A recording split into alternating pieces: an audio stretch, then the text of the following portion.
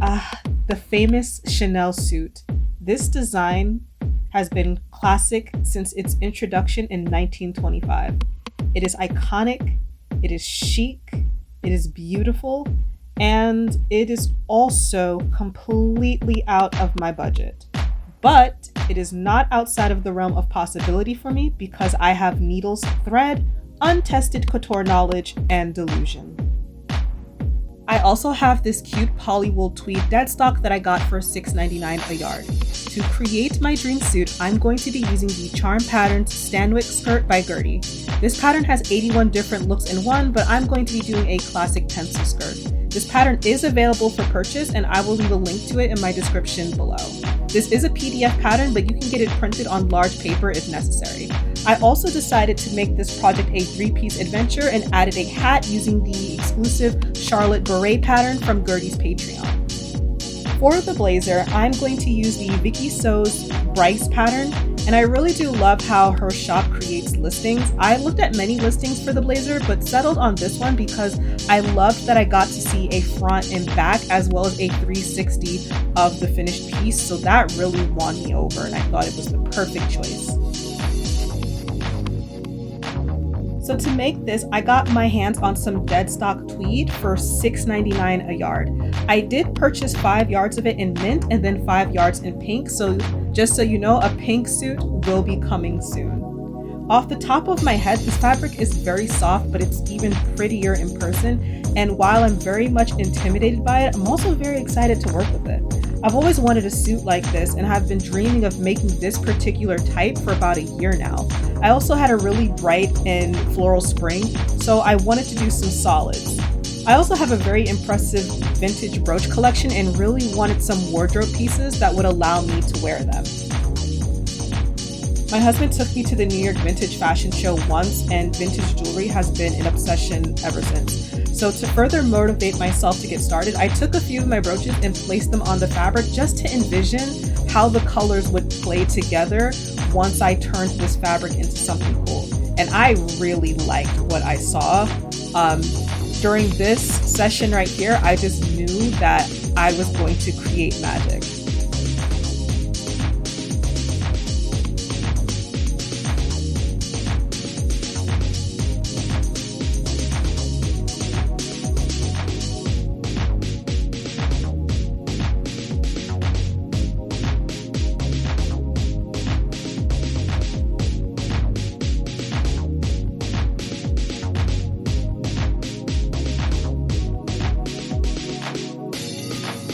So now that I was feeling ready, it was time to get started on sewing, starting with the most crucial step, which was making a mock-up. I honestly dread this step so much, but it allowed me to make the final piece feeling really confident and prepared.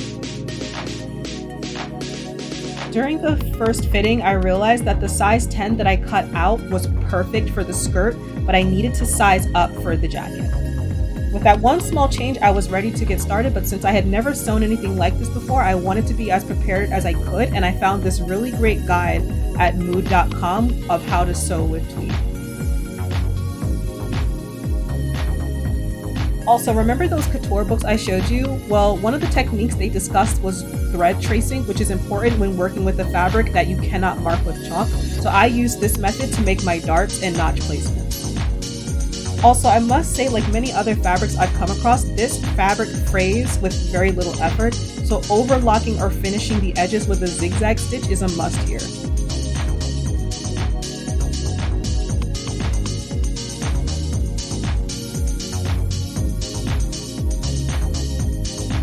In between making this, I actually took a trip to my local sewing store and I happened to come across some thread that matched this project perfectly and was seriously a vibe. I got 3 and ended up using 2.5 spools. So 3 spools for this 3-piece project ended up being the magic number. I definitely took my time throughout this entire project and counted to 30 seconds each time I pressed. I used the couture technique of pressing the seam flat before pressing it open, just like a professional. And to sew this entire ensemble, I used my B79 Beret machine, and this presser foot kit that was included was a big help in getting it done, specifically the zipper portion. I've been doing this for such a long time, but zippers scare me, especially when I'm installing on delicate fabrics such as this. So this is me sewing down the first side in real time.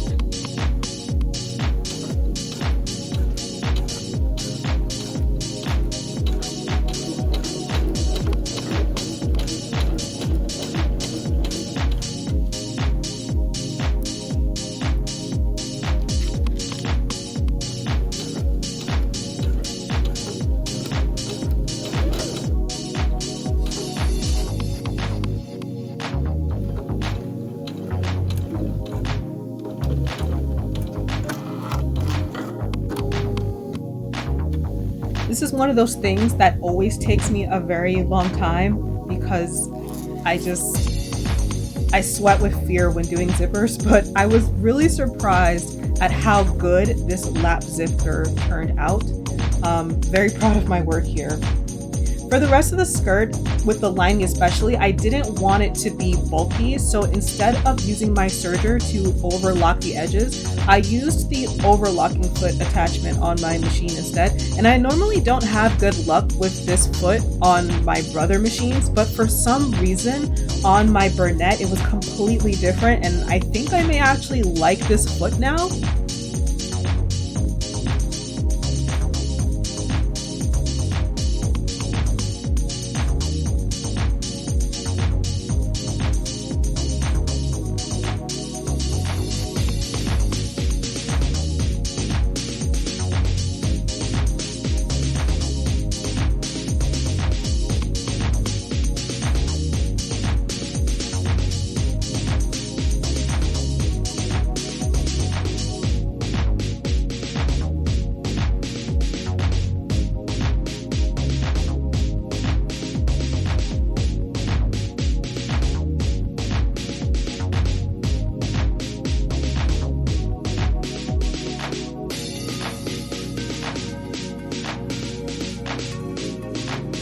The skirt came together pretty easily, so I definitely see myself making more. I did catch a break when making the jacket since most of the pieces for the outside layer called for interfacing, so I marked out the darts and notches as I normally would, which was a time saver. Not that I didn't like the couture sewing techniques. This jacket has a lot of pieces, so you do want to take your time with cutting, marking, prepping, and pinning. While printing this pattern, I actually had an accident and printed both sets of the pattern twice. So I ended up with 2 sets of each pattern, so 4 total. 2 sets of the outer pattern pieces, and then 2 sets of the lining pattern pieces. But this actually worked really well in my favor because I was able to cut everything on a single layer.